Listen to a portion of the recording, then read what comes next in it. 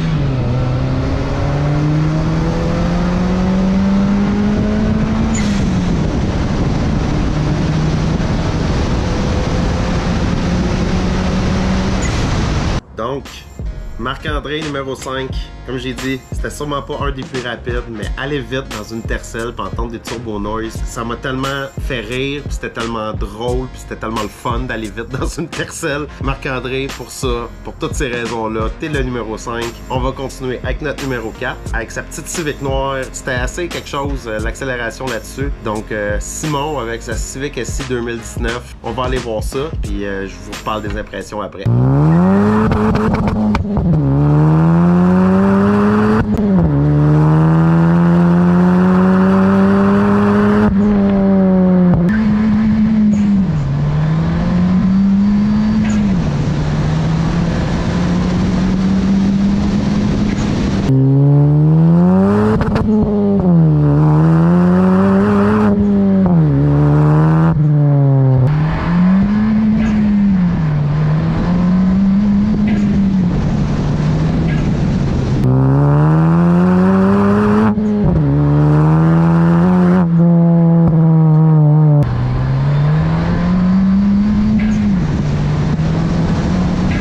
Simon avec la Civic SI 2019, ça avançait sur un méchant temps, puis c'était vraiment impressionnant de petit Civic qui clenchait autant que ça. Donc pour toutes ces raisons-là, ben Simon, numéro 4, bel job, ça avance ton affaire. Donc on va continuer avec le numéro 3. Numéro 3, nul autre que Monsieur Papa Ivo avec sa Evo Final Edition 10. On va aller voir les images, puis je vous parle de ça après.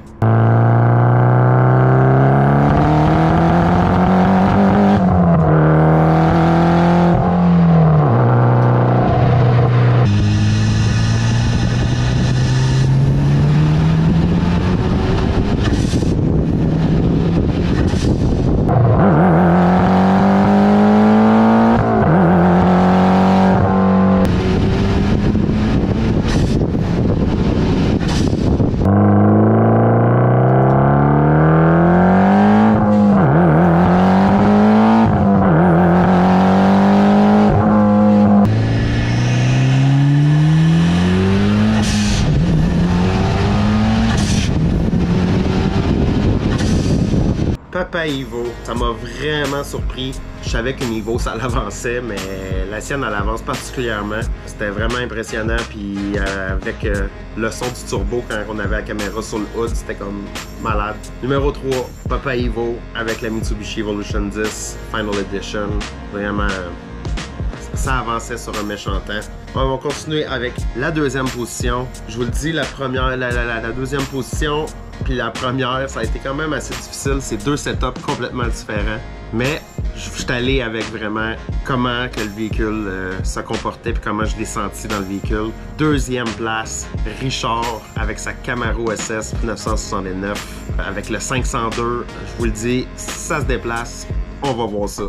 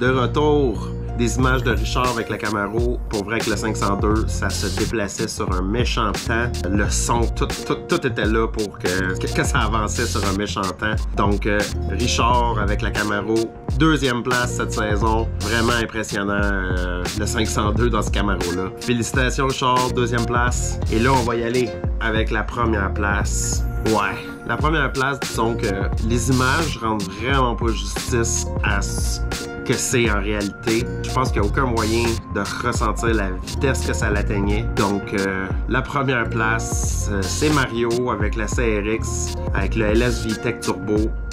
C'était complètement malade. On s'en va voir ça, puis on revient après.